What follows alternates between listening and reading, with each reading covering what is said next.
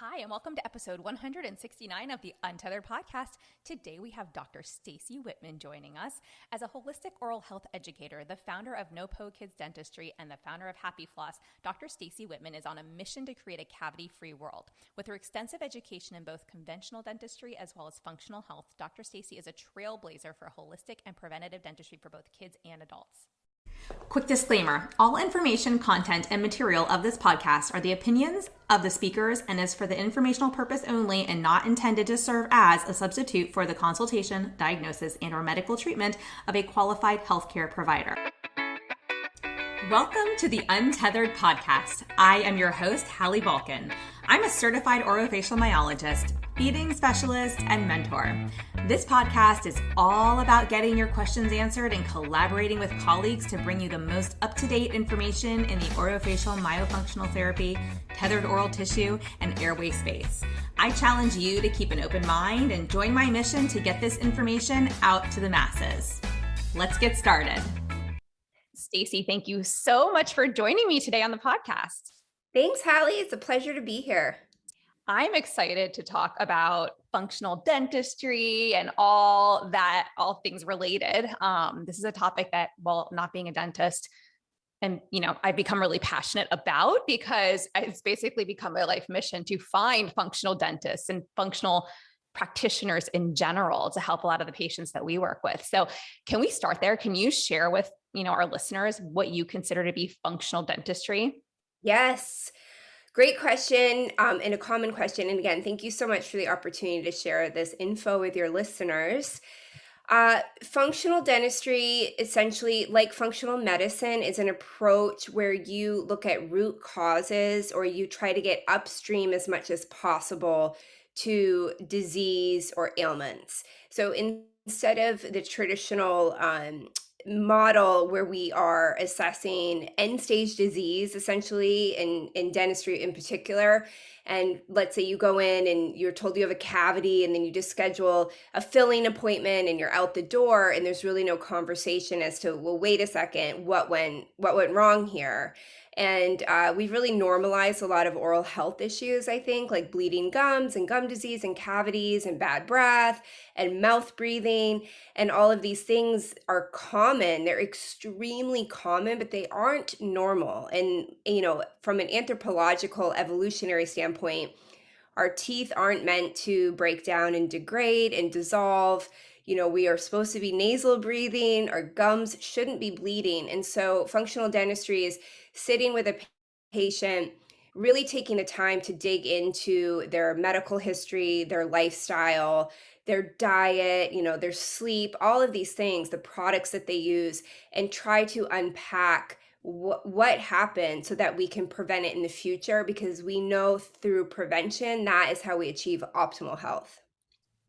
I love that you said that, common, not normal. I say that all the time. Yeah. I think I even have that as the name of one of my modules in my myo course, because that's such a big problem, right? And I know for a lot of us who work towards getting down to the root cause of what's going on and kind of uprooting that so that hopefully other symptoms, start to resolve.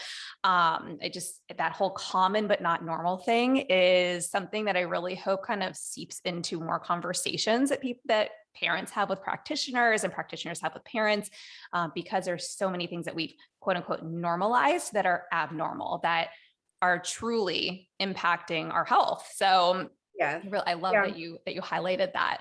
And I think that comes down to what's going on in our mouth and how health starts in the mouth. And I know that you talk about, the oral microbiome. Yes. Tumbling over my own words today.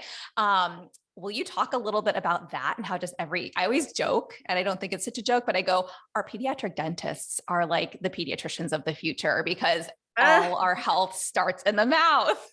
I love that you said that, because I feel that way, but I have a strong bias, of course. Health does start in the mouth. It's the gateway into the body. I mean, we have so much immune function and benefit that starts in our mouth, because this is a major access point to bacteria and viruses and, molds and things to get into the body, pathogens.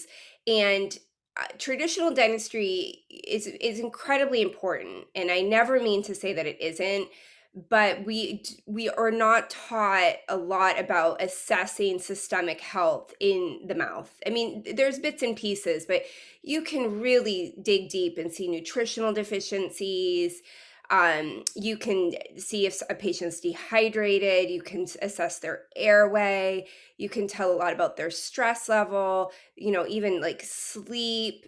There's just so much, their gut health. And of course, if we can have this snapshot into time and look inside the body from what's happening in the mouth, then we can help this patient achieve systemic health too. So it is incredibly important, and the oral microbiome is a huge component of that. So many of us are familiar now with the gut microbiome and the importance of gut health. That has been front and center now for over a decade. And we've heard of leaky gut and, gluten intolerance. Like, it's on people's radar. But now I'm excited that the oral microbiome is kind of stepping up front and center, and we're realizing how impactful that is also on systemic health. So we do know, for example, gum disease and pathogens that are associated with gum disease and periodontal disease. They can get into our bodies through leaky gums. So if your gums bleed, that is now an access point for these pathogens to get into your bloodstream and lymphatic system. And from there, they hitch a free ride all throughout your body and end up in places they shouldn't be.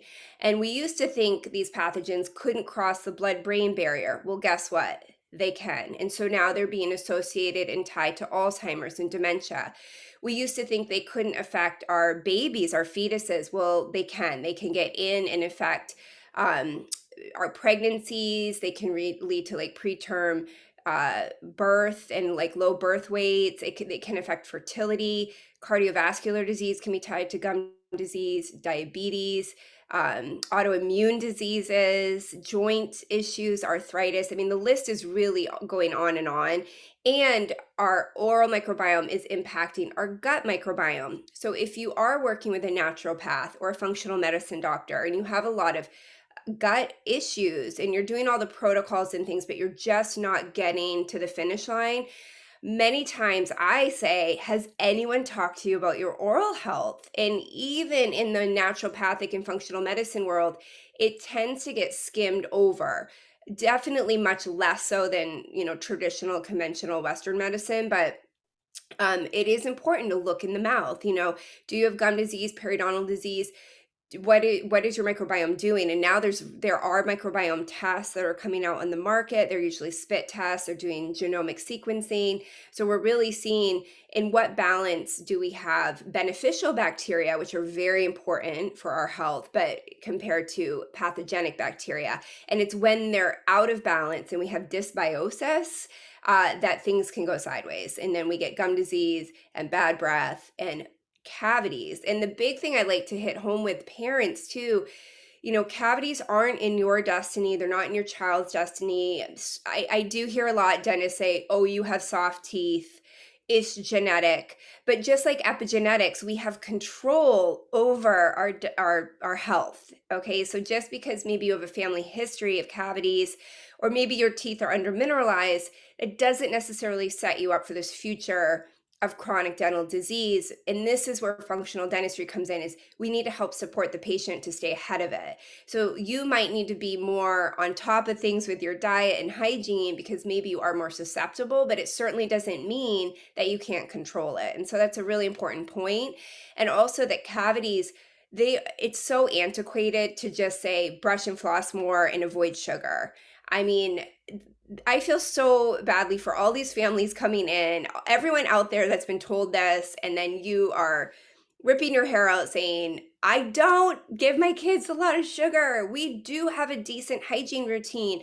They still get cavities, and you feel like shamed or judged at your dental appointments, which sadly I hear happens often. It is so much more than those things. It is nutritional deficiencies, fat soluble vitamins, trace minerals. How are you breathing? Mouth breathers are at a significantly higher cavity risk than nasal breathers. And also, what is your gut health like? That does impact oral health too. So do you have gluten intolerance or celiac? How is your salivary content? Do you have like Sjogren's disease?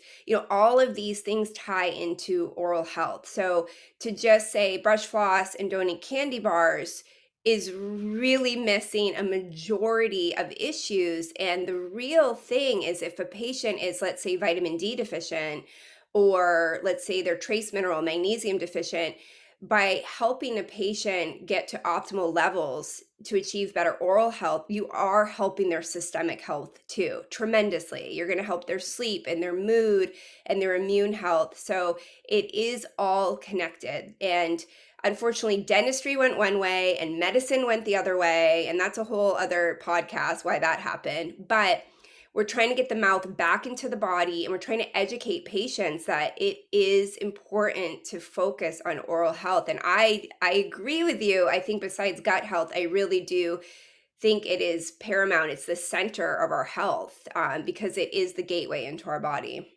Yeah. And I mean, I love this is so informative. I'm sitting here like taking notes on things Ah, you're sharing too. In terms of like remineralizing, right? mhm. And or reversing cavities to a certain extent, like what can parents do beyond, obviously going to a biological dentist and and the traditional advice they get? Are there certain other things, like for example, my family uses a certain toothpaste that's supposed to help Sure. remineralize your teeth, and we'll like leave it on our Yeah. teeth instead of like rinsing it off at the end after we're done. Like we spit it Awesome. out, but then we leave it on our teeth. We don't rinse. So do you have suggestions? Is that like one of them? Yes, great. You are onto something there. So I want to preface this as saying, if you've been told cavities can't arrest, which means stop, or reverse, or remineralize, that is not true. So I see it every day in my practice. It's what I'm known for. People come and see me for this. However, you do need to catch the cavities very early. They really need to still be in the enamel, or maybe just barely through the enamel. And a lot of times it'll be more successful in baby teeth in that situation. So my point is, you really do need to work with a dentist. I don't recommend just doing this on your own at home, because your child may have a huge cavity that's approaching the nerve. And that is a situation where these protocols, they really, it won't work. I mean, I will be honest, there's some outliers where I've seen some arrest. You don't see, you won't ever regrow the tooth, but I have seen arrest in some extreme cases. But I don't suggest trying it without the supervision of a well-trained functional or biological dentist. I have an entire protocol at my office that I implement, and it is bio-individual. So that is the thing. Just like everything in traditional medicine seems to be like one size fits all. Here's your diagnosis. Here's your medical code. Here's your prescription. Bye. I'll see you in a year. Well, that doesn't work for everyone. We're all different. I mean, even within a family, we are different. And so when I create my remineralization or caries arrest protocols, it is tailored per the individual. But generally, we need to understand what is the real root cause, right? So very often it can be mineral or nutrient or vitamin deficiencies. So we want to be working with a naturopathic doctor, ideally getting tests done so we know where we're starting with, and trying to get that child up to optimal levels. So that is a starting point. But also if they're mouth breathers, so we need to get that under control too. So we work with myofunctional therapists, we work with ENTs, we work with early functional orthodontists to try to see, like, why is this child mouth breathing. I make the diagnosis, and then we refer out and have a collaborative approach there. And that's a whole other tangent too that we can talk about. But because you can do a lot of these protocols, but if your child is still mouth breathing every night while they're sleeping, it's not going to be successful. Mouth breathing changes the microbiome, it creates dysbiosis, and it lowers the pH in our mouth, which means it's acidic. And we know acid equals disease. Okay, so we want neutral or alkaline pHs ideally. Um, so on top of that, we use a lot of ozone gas in my office. So ozone is a very potent antimicrobial, antibacterial, antifungal, and it will essentially kill pathogenic bacteria in the mouth. So it just helps jumpstart this process of getting us from dysbiosis back into homeostasis, that you do need to be working with a dentist that offers that. I don't suggest you use ozone gas in the mouth at home, but there are ozonated oils that you can purchase too, and you can apply those directly to the cavity. So that's part of our protocol. And so whether they're in between the teeth and we put the ozone oil on the floss, or we use like a little micro brush and scrub it into the tooth. And then hydroxyapatite is a really important component as well. That is found in some toothpaste out there right now. Boca, Risewell, Wellness have some. We have to be a little careful to make sure they have a high enough concentration, but those are some that I do like and I promote. But hydroxyapatite essentially is like a calcium and a phosphorus, and so it's a mineral, and it's what's in our enamel already. So hydroxyapatite comprises about 97% of our enamel, about 60% of our bone, and so now there's a lot of data and research to show it is a fluoride replacement. It's working as well as fluoride, if not better. It's non-toxic. We're not worried about neurotoxicity. It's safe to swallow. And as you mentioned, and this is with all toothpaste, we don't need to rinse our toothpaste off. You should be brushing, spitting, and then leaving the toothpaste on your teeth. And so I do tell parents, if there is a cavity, I like them to even put extra. So just kind of slather it on there or put it on your floss and get it up in there, and don't rinse with water. Just have your child go to bed. So that's part of the protocol too. There is homeopathy that you can use, like cell salts and things. I mean, there's really a lot, but again, I have to tailor that to the individual, and diet is a big component too. So how frequently is your child eating? Are they grazers? Do they snack all day? Do they sip on juice all day? Or even like something you wouldn't think of, like kombucha, which we think is healthy, or even carbonated waters. They're altering everything we put in our mouth, changes the microbiome, except you could argue maybe just plain still water. But even that, I mean, structurally, it's really hard to find net neutral, not dead water, or like bottled water that has some sort of altered pH to it. So just think everything you put in your mouth is changing your microbiome, it's changing your pH. And so we do want kids eating on a schedule, and all of these things apply to adults too, of course, but you want to be eating ideally every 2 hours, so it gives your mouth a chance to rest, and it gives your saliva a chance to neutralize and to raise the pH, and so all those healthy enzymes and ions can work to naturally remineralize your teeth. But also we suggest being mindful of our snack choices, and so many kids are eating fermentable carbohydrates, and that those feed our pathogenic bacteria. And so what are fermentable carbohydrates? An easy way to think about it is crackers, pretzels, chips, granola bars, fruit snacks, fruit leathers, all of these things, and of course candy bars and soda and juice, sports drinks, all of these things that, especially those initial snack foods like crackers and pretzels, we're kind of thinking as parents, like, those are kind of healthy snacks, they're on the go, I'm busy. But in reality, they do stick in your teeth, they feed pathogenic bacteria, and they can lower pH, and they act a lot like sugar in the mouth. So I'm not an all or none. We are in modern society, and we are busy, and we need real attainable tips and tricks. But I just like parents to be mindful that these things do cause cavities. So when you're giving them to your child, you're aware of it and knowing that that can impact them as well. And then I have a little Parrot Hack. So if your child is eating crackers and pretzels and chips, after, offer them some water, or offer them a slice of apple or a carrot or a piece of cheese, because those things, as you chew that crunchy carrot or that apple, it's going to help get the crackers off the teeth.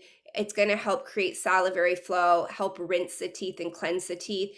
Cheese is also very neutralizing. So those are just little tips, but parents always say, well, what snacks do I give my kids? That's all they'll eat. The first thing is try not to offer them a lot, try not to bring a lot of those things into the home. But if we do have them, try to make sure we have veggies and fruits and nuts and seeds. I say olives and pickles and meat. Seaweed snacks are great. Those things that come from the earth, and not from a factory, those things won't cause cavities. If you eat too much fruit, I suppose it's an issue, but I like to focus again on realistic, attainable things. So fruit is fine, but trying to incorporate in some of these whole foods into your child's diet and being more consistent with that, and giving it time. It can take time if they're a big cracker kid to get them to eat like veggies and hummus.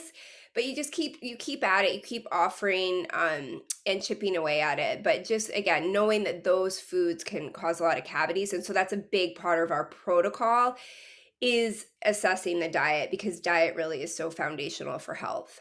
Yeah. And I mean, this is speaking to my pediatric feeding specialist heart right now, because I really look Great. at the myo component, the tethered oral tissue component, and I'm actually in a homeopathy course right now as well. So I'm Oh, now cool. coming at it from like different angles. So you brought that up and I was like, yes, I love that you use homeopathy for patients too.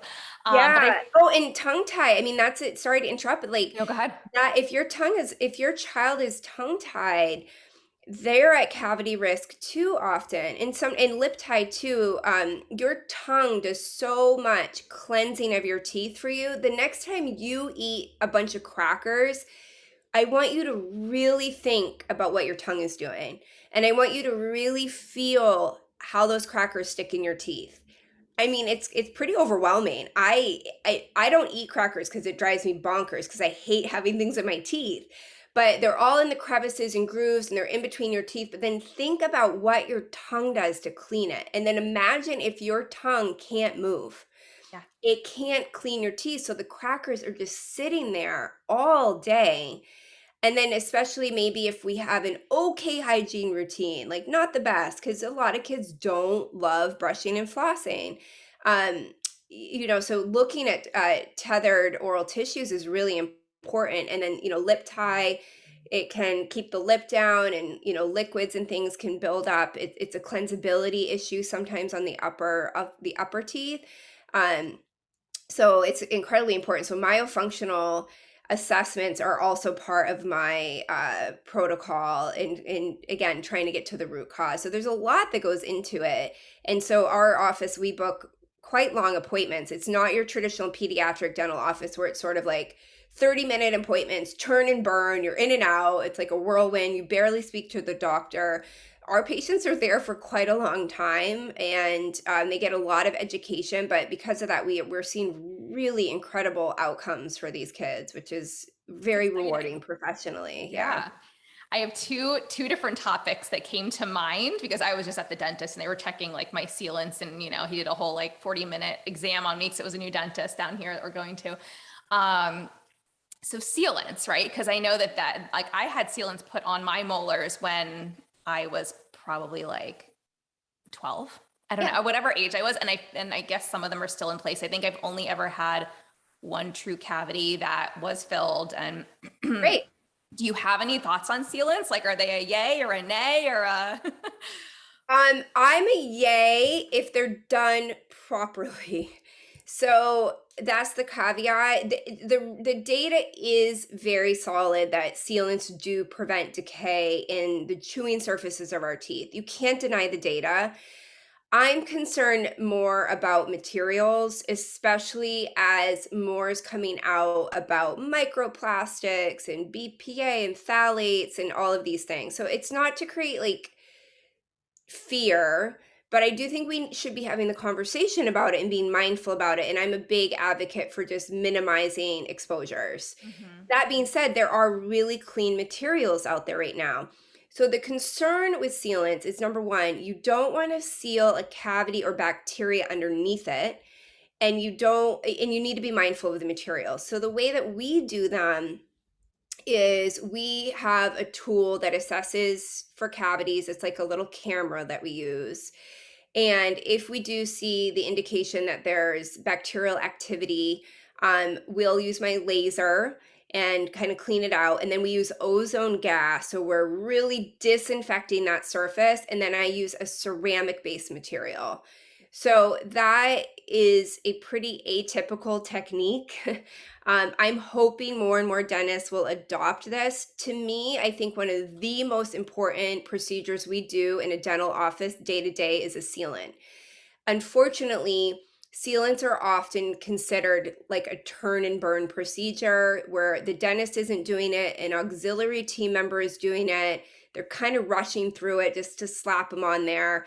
It's a big moneymaker for dental practices. I don't mean every practice is this way, but it does happen. So just ask the right questions. I have an article actually that I wrote all about sealants. It's many, many pages long if you want to deep dive on it. You can find it on Ask the Dentist. If you search Ask the Dentist sealants, that article that pops up is something I wrote. So that being said, I put sealants on my kids' teeth because I believe in my technique. And also, I'd like to point out, like right now, I have a lot of control over my kids' diet. They are 6 and 8. I will not always have control over them. They are going to hit middle school and they're going to hit high school. And I am sure they're going to be consuming things that if I knew about it, I would be very stressed out about. This is reality of life, right? Right. The hope is they go through that phase, they sow their oats, and then they come back to a healthier lifestyle into adulthood because I have set a solid foundation in their formative years. That being said, I want their teeth as protected as possible while they're potentially experiencing, things that I wouldn't necessarily be feeding them right now. So, and then of course, hygiene will change and things of that nature too. So I'm pro sealant with some stipulations, I guess. Yeah. I love that. And I love your use of ozone because our Yeah. biological dentist up north uses ozone, and it's just, I've learned so much about it, and it's just a very cool thing. I know you also have to be very careful. You really need to be trained in how to use it, and Yeah. something that they had a lot of training on and have very nicely integrated into their practice. So It's I always the love best hearing about thing it. Yeah. I have added to my practice in 15 years. Wow. Ozone is the wave of the future. For any naysayers out there, they do not understand it. They have not even read about it. I Yeah. guarantee you. There's so much research to support it. If you use it clinically for one day, you are going to see the benefits. And it is a very easy thing to add to a practice, to be honest with you. You do have to be careful. It's only because you don't want to directly inhale it. It's an irritant. You'll start coughing. We've never had that happen. I mean, it's not a big deal. It just takes a little mindfulness. There's a lot of things we do in dentistry that you have to be careful with, right? So it's no different than placing a filling. You can't have a child breathe in or swallow or asphyxiate on like filling material. I wish more dentists used it. So keep spreading the word about ozone. And Yeah. if you are in an area and you have a dentist down the street who's using ozone, I would go see them. It can help so much with gum disease and periodontal disease and cavity prevention. It's really cool. Yeah, I like went on this whole research, just reading everything I could get my hands on with it, and discovered that the company that I was buying the infrared sauna from had an ozone machine that people use. Like it's like $100 or something, but it has a tubing that's meant for cleaning like vegetables. You can make Yes. your own distilled water, Yeah, like yeah. for, nasal rinses and whatever. Yeah. And I was like, oh my gosh, like I've fully gone down the rabbit hole now. Here we go. Oh, I love it for sinus stuff because I'm a sinus impacted in person. Like I have a lot of sinus issues, so I use it a lot. The ozonated water, or I'll use, you can use insufflation. You run it through olive oil and it creates an ozonide, so then it's safe to breathe in. Oh, it is. If you have sinus issues, find someone using ozone. Game changer, promise you. I love it. I love it. All right. And my other thing that I thought about, and I know this is more like adult directed than peds, but Yeah. you had mentioned, something actually we talk about a lot with, is your child a grazer? How frequently do they eat? Are they eating meals or snacks? Like what, so when it comes to frequency of eating, like I've done intermittent fasting in the past. I'm looking Mm, actually to get back into it because I kind of fell off the bandwagon with it. But I did it for like a couple of years and just never felt better. And yeah. also cut out gluten and that whole thing, Hmm. which gluten I haven't had in like a couple of years, 3 years or so now, but at least not intentionally. Um, what is your thought on like intermittent fasting and, you know, benefit, are there benefits to oral health? Does that harm oral health? Like what are your thoughts on that? Yeah. I'm an intermittent faster for sure. Here's the thing with intermittent fasting. It again, it's bio individual. So when Mm-hmm. you go online in these blogs and it's like you should do 16 hours a day, that's cool, but that's not for everyone. You need to listen to your body, and especially I think women, it's very different. We're hormonally different, we're biologically different, especially when we have our cycle. Everything's different. So don't just listen to bloggers. Listen to your body. But I'm a big proponent of intermittent fasting, and I do it, and I've done it for years and years and years and years. I do think we just eat too much. And especially if you focus a lot on gut health, we need to let the gut rest also. Um, I also really look at our ancestors and like evolution and like how frequently do we think we were eating then? I mean, we just didn't have access to like endless amounts of food like we have now. So again, I suggest playing around with it. Listen to your body, see what resonates with you. But of course, just like resting your gut is important, resting your mouth is important too. We're not meant to have food or drinks in our mouth all day long every day. We're just not equipped for that. That is not how we evolved. So if you're doing that, you every time you put something into your mouth besides water, the pH drops. It is part of the digestive process. So you go from a neutral pH to an acidic pH. So if you are snacking, grazing, sipping, because that is a big issue, is what you're drinking. And people don't realize how much uh, sugar and calories and just consumption is happening through liquids, especially with like some of these corporate coffee places, right? That are Mm-hmm. really affecting human health, in my opinion. But Yeah. anyway, so every time you're drinking or eating, your mouth is acidic. So if you're doing that all day, you're in a constant state of acidity. And so that your teeth can't keep up with that. No amount of hydroxyapatite toothpaste, no amount of ozone is going to be able to combat that. So you have to, if you want true optimal oral health and gut health, because it's connected, you have to make some lifestyle changes. And that can be hard for people. And if you are really struggling, I suggest working with like a functional nutritionist or a health coach, because sometimes you just need a little accountability or some guidance or some motivation. But to answer your question, I'm very pro intermittent fasting. Whatever you want to call it, intuitive eating. I mean, whatever people call Yeah. it. I know it's so controversial. I wish that food just wasn't so controversial.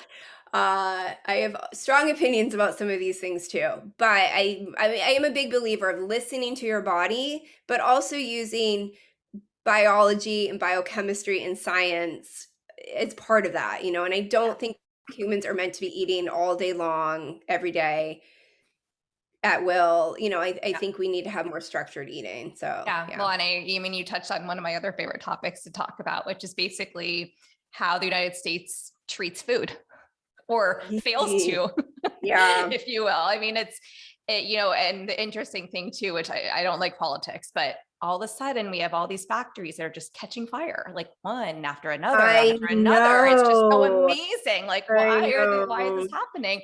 But I think it really comes back to, this whole non-GMO organic, if we can get things straight from a farm, versus factory farm raised fish. And I don't mean like farm, when I say from the farm, I mean like organic, actual farmers who are growing their own produce, raising their own cattle, Yeah.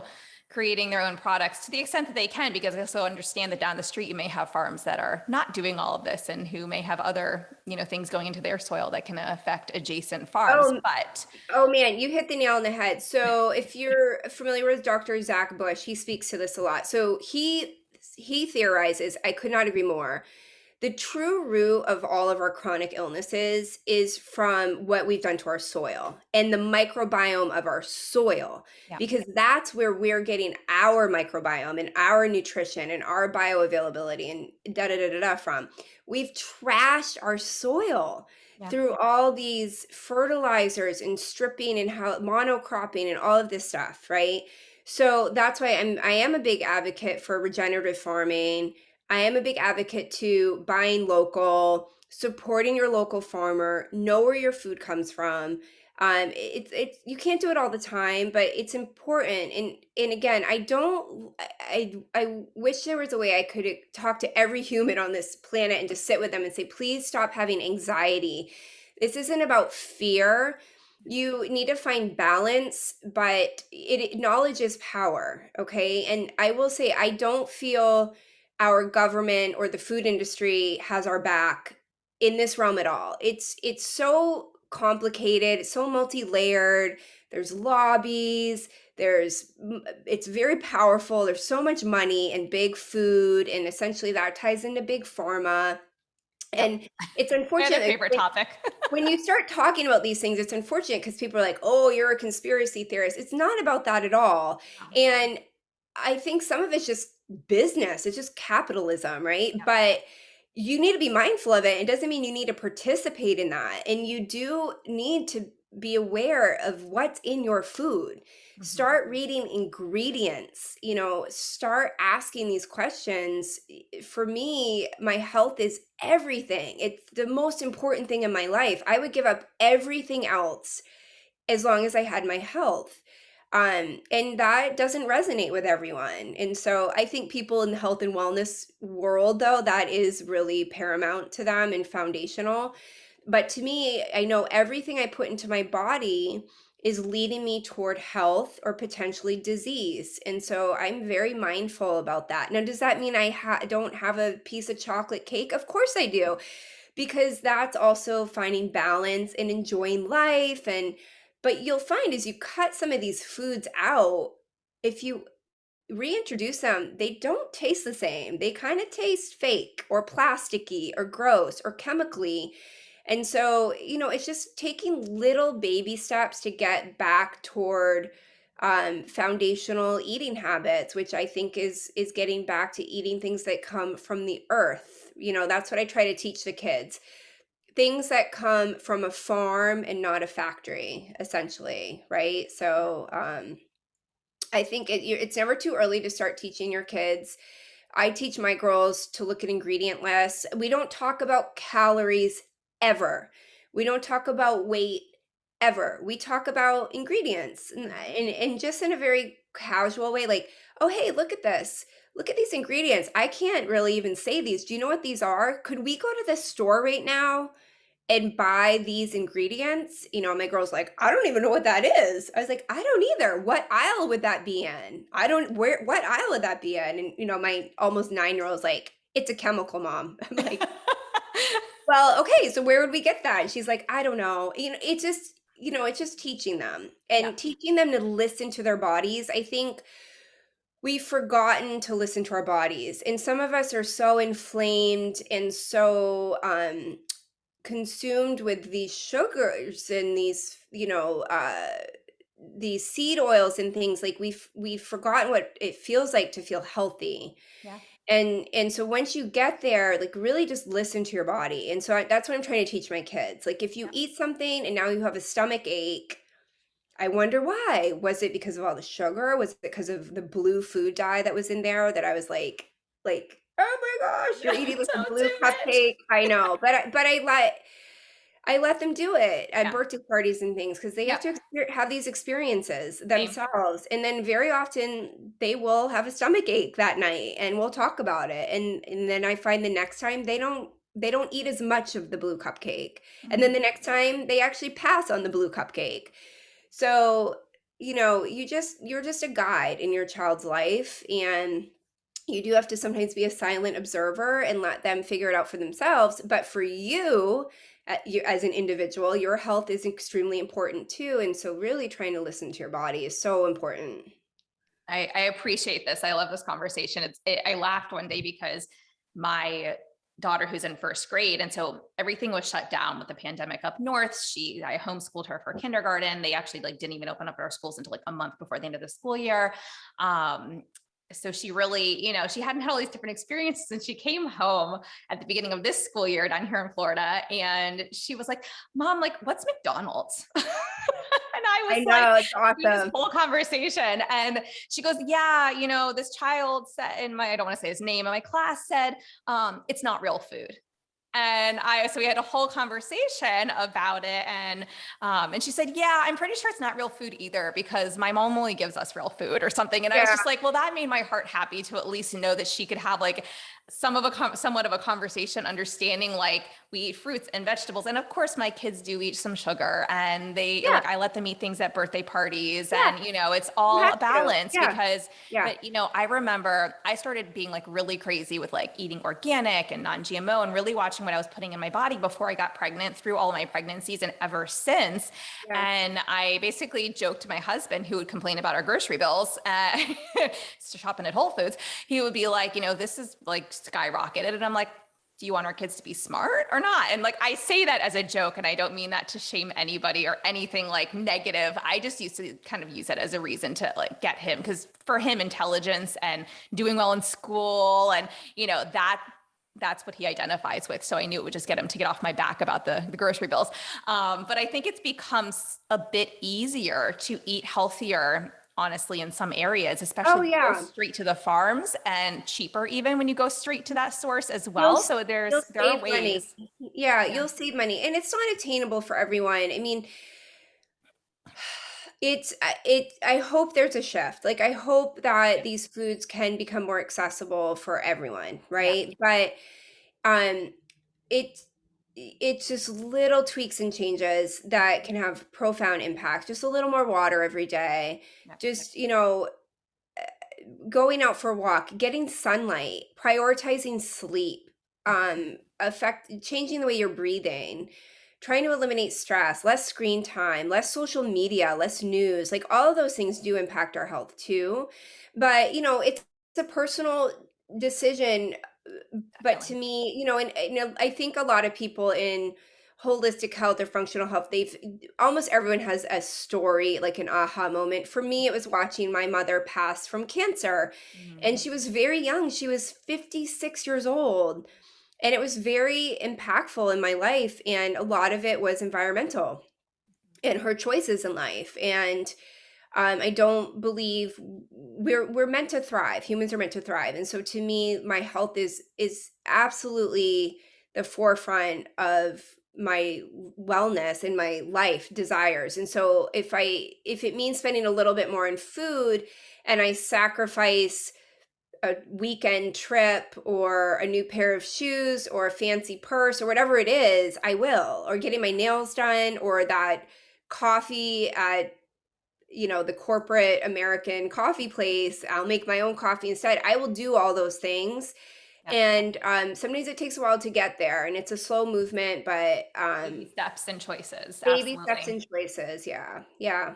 Yeah, no, I completely resonate with that. And I've definitely over the years, like slowly, like one step at a time, evolved into where we are now. And I still have more evolving to do. So I Oh, completely resonate with absolutely. that. And I always say to people, if you're interested in that, just make one change.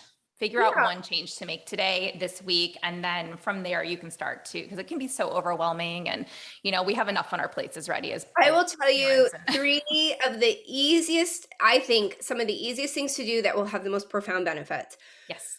Drink more water, prioritize sleep, get on a very solid sleep schedule, really shoot for 7 to 8 hours a night. I mean, prioritize that. Get off your scrolling of social media, because that's such a time suck. It I'm is. guilty of it too. Yeah. It's Yep. like, 9 o'clock. I go to bed early. It's 9 o'clock, and I'm like, I want to be in bed at 9:10. All of a sudden it's like 9:40. I'm like, what Where have did I the been time go? doing? I mean, it's just such a waste. So Get off that habit and then floss your teeth. I can't emphasize floss. I didn't mention this earlier. Floss. I would choose flossing over brushing any day of the week. Gum health is so important, as we spoke to earlier in our talk. Leaky gums, periodontal disease, and most cavities we see they're between the molars. Like, get into a good flossing routine. Those three things: water, sleep, flossing. Boom. You'll be healthier in no time. I love it. Well, thank you so much for joining me today. This has been Yes. awesome. I know we could talk for days on these Hallie. topics. No, it's an honor. I really appreciate it. All right. Well, we'll chat soon. Okay. Sounds good. Thank you. Thanks for listening to this podcast. If you want to hear more of these Myo Tots airway and feeding related episodes, be sure to leave a review on Apple Podcasts or pledge a small amount on patreon.com/the Untethered Podcast. If you found value, others in this space will too. So be sure to share this episode on your social media platforms and join us over on Facebook, on my Facebook page at Hallie Bulkin Biz, on Instagram at Hallie Bulkin, and you can head over to theuntetheredpodcast.com to grab a copy of the show notes, where you can also subscribe to be kept up to date on the latest podcast episodes.